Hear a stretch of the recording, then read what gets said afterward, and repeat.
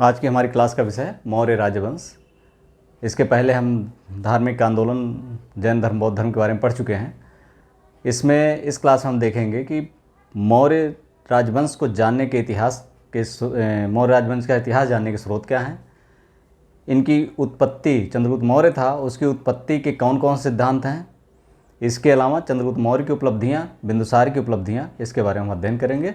Welcome in my YouTube channel study with शरण IAS। सबसे पहले देखते हैं कि मौर्य राजवंश जानने के स्रोत क्या क्या हैं।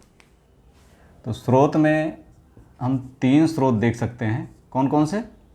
पहला तो देख सकते हैं, पहला है साहित्यिक स्रोत, दूसरा पुरातात्विक स्रोत और तीसरा विदेशी विवरण। साहित्यिक स्रोत,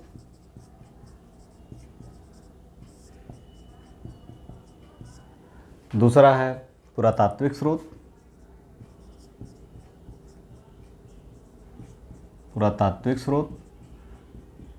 और तीसरा है विदेशी विवरण।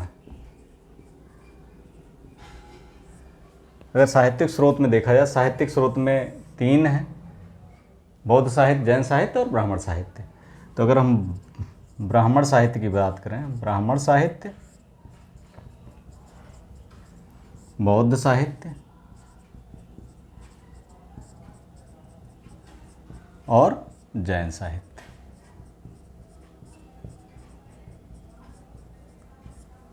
ब्राह्मण साहित्य में सबसे पहले आता है अर्थशास्त्र। ये किसकी रचना है? चाणक्य की। इसे विष्णुगुप्त क्या कहा जाता है? विष्णुगुप्त, कौटिल्य आदि नामों से भी जाना जाता है। दूसरा है मुद्रा राक्षस। ये किसकी है? विशाखदत्त की है। पुराण में विष्णु पुराण,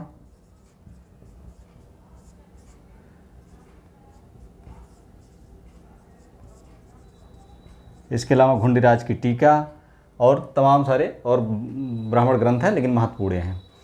बौद्ध साहित्य में दीपवंश से जानकारी मिलती है, ये परीक्षा में पूछा जाता है। महावंश से, महाबोधिवंश से,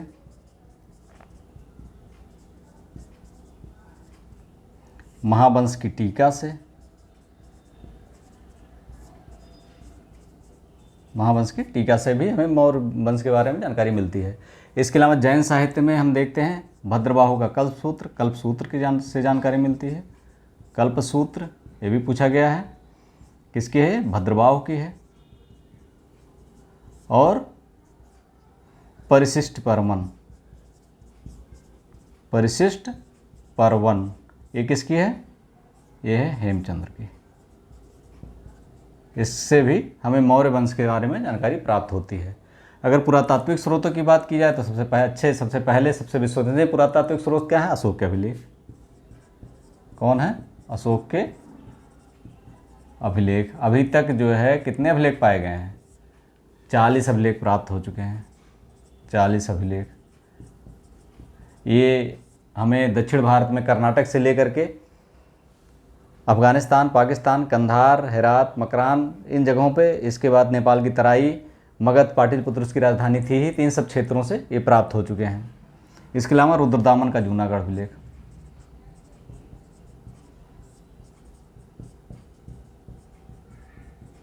जूनागढ़ अभिलेख,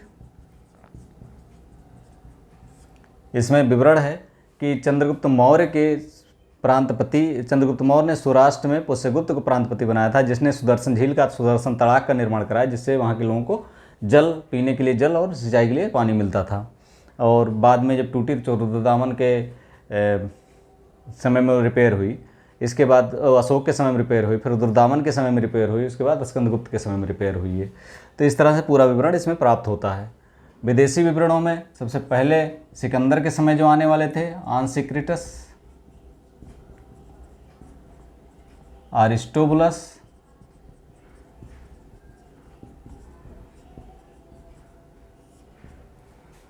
नियार्कस, इसके अलावा चंद्रगुप्त मौर्य के दरबार में जो सेल्यूकस निकेटर का राजदूत था मेगास्थनीज, इसकी कौन सी बुक थी? इंडिका। कौन थी? इंडिका। इसके मूल रूप में नहीं मिलती है, लेकिन इसके विवरण कहाँ कहाँ मिलते हैं? प्लिनी, स्ट्रेबो, डायोडोरस आदि के उसमें मिलते हैं, आदि के बुक्स में संदर्भ के रूप में इसमें प्राप्त होते हैं। इसके अलावा एपियानस, प्लूटार्क, जस्टिन आदि में भी इसके विवरण प्राप्त होते हैं। अगला हम देखते हैं कि इसका जो पहला शासक था चंद्रगुप्त मौर्य था, दूसरा बिंदुसार था और तीसरा अशोक था। पहला शासक था चंद्रगुप्त मौर्य।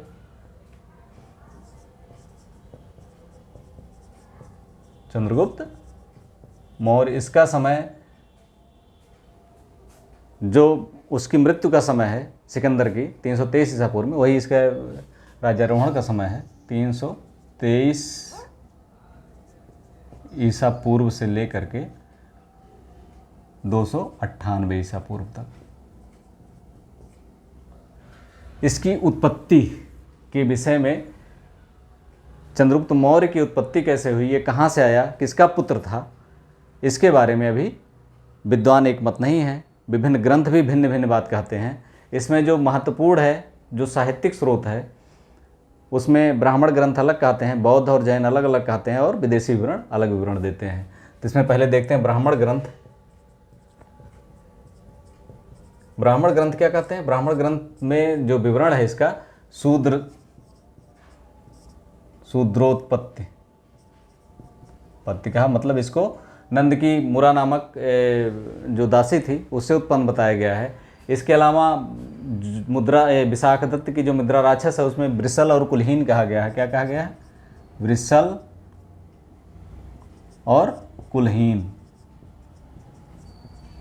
पुराणों में भी इसे शूद्र, निम्न जाति का माना गया है। तो इस तरह से ब्राह्मण साहित्य इसे निम्न जाति का मानते हैं। दूसरा है बौद्ध।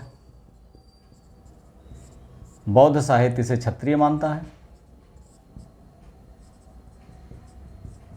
ऐसा माना जाता है कि इसमें कि ये नेपाल की तराई में शाक्यों की एक शाखा थी, ये वहीं पर इसके पिता उसके मुखिया थे।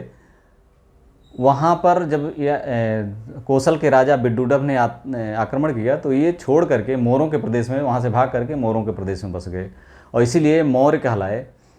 हम जानते हैं कि लौरिया नंदनगढ़ में मोर का चित्र बना हुआ है अभिलेख में। इसके अलावा भरहुत के स्तूप पर बाद में ये स्पष्ट हो गया कि मौर्यों का राज चिन्ह जो था मौर्य राजवंश का, वो मोर थे। तो इसी से मौर्य निकला है। एक कहानी ये भी है कि ये जो चंद्रगुप्त मौर्य था, इसके पिता कहीं युद्ध में लड़ने गए थे, दूरस्थ युद्ध में, और ये जो उस समय गर्भ में था अपनी माँ के, वहीं पर उनकी मृत्यु हो गई। मृत्यु होने के बाद इसको सुरक्षा की दृष्टि से पाटलिपुत्र पहुंचा दिया गया। वहीं पर पाटलिपुत्र में ही इसका जन्म हुआ चंद्रगुप्त मौर्य का। और चंद्रगुप्त मौर्य जब वहाँ पैदा हुआ तो उसे पहले गोपालक को भेजा गया। गोपालक ने अपने पुत्र की तरह इसका लालन पालन किया और गौशाला में रखा। बाद में जब वो बड़ा हुआ तो उसे शिकारी को भेज दिया। शिकारी ने भी अपने गाँव में से रखा। वहीं पर जब ये अपने समवयस्कों के साथ, बच्चों के साथ एक राजकीलम नामक खेल खेल रहा था, राजकीलम नामक खेल खेला, तो उसी समय जो चाणक्य था ये गुजर रहा था। उसने इसके राजा के रूप में इसके कौशल को देखा और अपने साथ उसको 1000 स्वर्ण मुद्रा, 1000 करसापण देकर खरीद लिया और अपने साथ तक्षशिला ले गया। वहाँ पर तक्षशिला का वो आचार्य था, वहीं पर उसने अपनी इसकी शिक्षा दीक्षा कराई, शस्त्र शास्त्र में निपुण किया और माना जाता है कि वहीं पर सिकंदर से इसकी भेंट हुई। सिकंदर से भेंट के फलस्वरूप अपनी अस्पष्टवादिता के कारण सिकंदर ने इसकी हत्या करने का आदेश दिया, लेकिन अपनी शीघ्रता से ये भाग गया। भागकर अपनी जान बचाई और सिकंदर के जाने के पश्चात ये वहाँ की परिस्थितियों से चूँकि वाकिफ़ था, इसलिए वहाँ की राजनीतिक स्थितियों का फ़ायदा उठाने में सफल रहा। जो जैन धर्म है, जैन धर्म बौद्ध धर्म का है। फिर जैन साहित्य जो कहता है, जैन साहित्य इसे एक गांव के मुखिया का पुत्र मानता है। और इसी तरह से जो विदेशी विवरण है, यूनानी विवरण है, ये भी इसे जैन सामान्य कुलोत्पन्न मानते हैं। बाद में यूनानी साहित्य में वर्णित सेंड्रोकोट्टस या एंड्रोकोट्टस की पहचान विलियम जोन्स ने जब सबसे पहले चंद्रगुप्त मौर्य के रूप में की, तो वहाँ के तिथिक्रम, सिकंदर के आक्रमण से लेकर के और मौर्य वंश के तिथिक्रम के आधार, यहाँ से तिथियों का मेल होने से इनके भारतीय इतिहास की तिथिक्रम की गुत्थी सुलझ गई। यानी यहाँ पर ऐतिहासिक जो तिथिक्रम था वो कन्फर्म हो गया कि कौन किस ईयर में हुआ था। इसके पहले हमें ये ज्ञात नहीं था कि चंद्रगुप्त मौर्य कब हुआ था, बिंदुसार कब हुआ था, लेकिन तिथिक्रम के सुलझने से विलियम जोन्स ने जब इसको सुलझाया तो हमें इसका ज्ञान हो गया। अब इसकी उपलब्धियाँ क्या क्या हैं चंद्रगुप्त मौर्य की, इसको देखते हैं। चंद्रगुप्त मौर्य हम जानते हैं कि बिंदुसार ने कोई युद्ध नहीं किए थे और अशोक ने केवल कलिंग का युद्ध किया था। अब कलिंग का युद्ध जो किया था, केवल कलिंग का युद्ध किया था, उसके बाद उसने शांति अहिंसा की नीति अपना ली, बौद्ध धर्म अपना लिया। ऐसे में जो युद्ध था, जो युद्ध किया गया, जो साम्राज्य विस्तार किया गया, किसके द्वारा किया गया? चंद्रगुप्त मौर्य के द्वारा किया गया। और साम्राज्य की जो सीमा थी इसकी दक्षिण में कहाँ तक थी? कर्नाटक। जो समीपवर्ती राज्य थे, समीपवर्ती राज्य इसके थे दक्षिण में, जो जिसका विवरण अशोक के अभिलेखों में मिलता है। कौन कौन थे? चोल, चेर, पांड्य और सत्यपुत्र। इसमें केवल सत्यपुत्र की पहचान नहीं हो पाई है। ये थे, ये हम जानते सुदूरवर्ती क्षेत्र थे। इसके अलावा पश्चिमोत्तर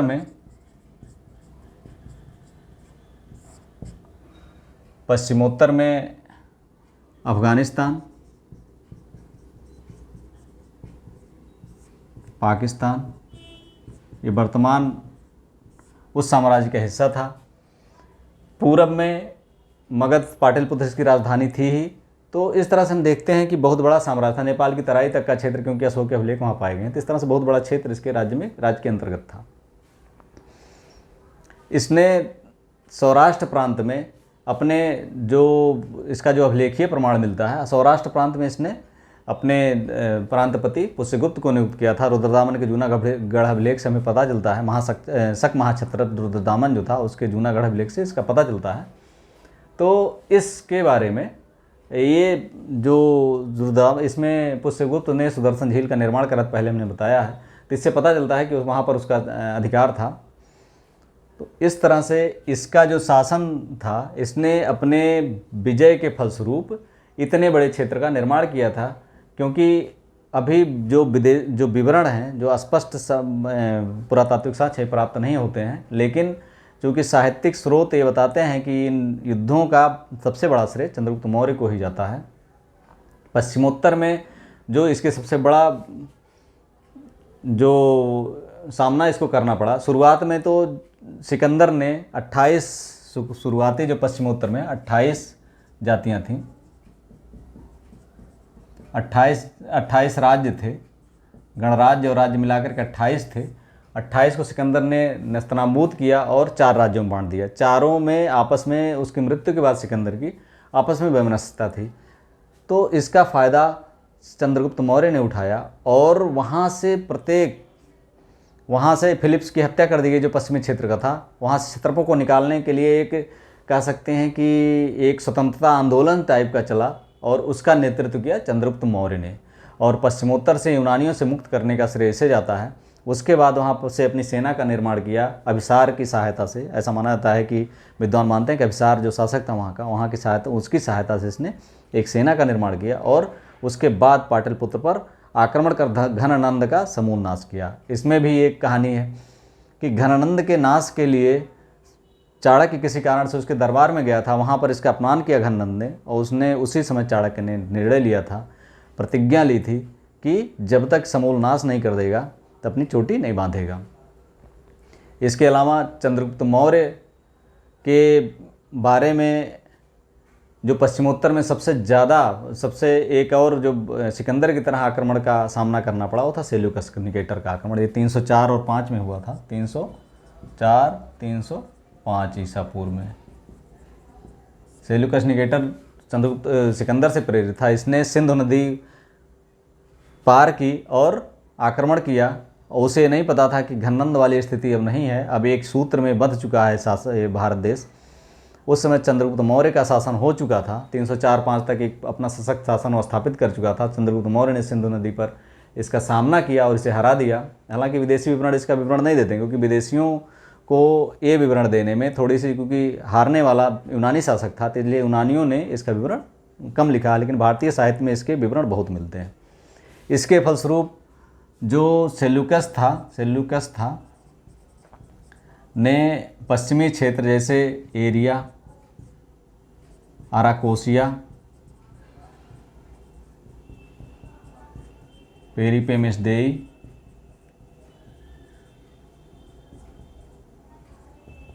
जेड्रोसिया मतलब मकरान, एरिया मतलब हेरात, अराकोसिया मतलब कांधार और पेरिपेमेस्डेई मतलब काबुल। ये क्षेत्र जो है दिए थे सेल्यूकस निकेटर ने चंद्रगुप्त मौर्य को। बदले में चंद्रगुप्त मौर्य ने सेल्यूकस को 500 हाथी दिए और दोनों में वैवाहिक संबंध हुए। ऐसा माना जाता है कि सेल्यूकस ने अपनी पुत्री का विवाह चंद्रगुप्त मौर्य से किया था। इसके अलावा एक राजदूत सेल्यूकस निकेटर का, मेगास्थनीज, उसके दरबार में, चंद्रगुप्त मौर्य के दरबार में काफ़ी समय तक रहा। जब चंद्रगुप्त मौर्य के समय में 298 ईसा पूर्व जब इसके राज्य में 12 वर्ष का भयानक अकाल पड़ा, तो उसी समय ये दक्षिण भारत चला गया भद्रबाहु के साथ, और वहाँ पर उसने जैन धर्म का प्रचार करते हुए सल्लेखना द्वारा अपने जीवन का अंत किया और अपने राज्य को बिंदुसार को सौंप दिया। वहाँ के अभी भी अभिलेख जो है, वहाँ के अभिलेख या वहाँ के लेख अभी भी इसकी पुष्टि करते हैं, हालांकि कोई ग्रंथ इसका विवरण नहीं देते हैं। बिंदुसार के शासक बनने के बाद जो 298 ईसा पूर्व में शासक बना बिंदुसार, इसके समय की जो सबसे महत्वपूर्ण घटना थी वो थी 2 विद्रोह। बिंदुसार, इसका समय था 298 ईसा पूर्व से 272 ईसा पूर्व तक। इसके समय सबसे महत्वपूर्ण घटना थी 2 विद्रोह। पहला तो तक्षशिला का विद्रोह और दूसरा खस प्रदेश का विद्रोह या नेपाल की तराई का विद्रोह। तक्षशिला के विद्रोह को और इन दोनों क्षेत्रों के विद्रोह को अशोक ने वहाँ पर जाकर के शांत किया अपने शांति हिंसा की नीति के द्वारा। और सीरिया के एक राजदूत डायमेकस, एंटियोकस का राजदूत डायमेकस इनके दरबार में आया था। हालांकि बिंदुसार को माना जाता है कि इसने 3 चीज़ों की मांग की थी: मीठी मदिरा, सूखे अंजीर और दार्शनिक। यहाँ पर 2 चीज़ें भिजवा दी थी, तीसरे के लिए उसने एंटियोकस ने बोला था कि हमारे यहाँ दार्शनिकों का क्रय विक्रय नहीं होता है, दार्शनिकों का लेकिन वहाँ का सीरिया के नरेश ने डायमेकस नामक एक राजदूत इसके दरबार में भेजा था, और डायनोसिस नामक राजदूत अशोक के समय में आया था। हालांकि इसने कोई विजय नहीं की, लेकिन अपने पिता द्वारा प्राप्त साम्राज्य को अक्षुण्ण रखा और अपने अपने पुत्र अशोक को पूरा साम्राज्य उसी तरह से हैंडओवर किया। और इस तरह से ये इसे जो यूनानी शासक थे, इसे अमित्रघात कहते थे। इससे लगता है कि ये भी कमज़ोर शासक नहीं था। एक साम्राज्य ने एक प्राकृतिक सीमा चूँकि प्राप्त कर ली थी, इसमें विस्तार की गुंजाइश सब लगभग समाप्त हो चुकी थी, उसको संभालना ही बहुत बड़ी बात थी। ऐसे में बिंदुसार की उपलब्धियों को कम नहीं आंका जा सकता है, इसने पूरे साम्राज्य को सुरक्षित रखा। इस तरह से ये बिंदुसार और चंद्रगुप्त मौर्य के बारे में संपूर्ण जानकारी लगभग हमने इस क्लास में दे दी है। अगली जो क्लास होगी वो अशोक के बारे में होगी। आपको वीडियो अच्छा लगा हो तो like, subscribe and share. Thank you for watching.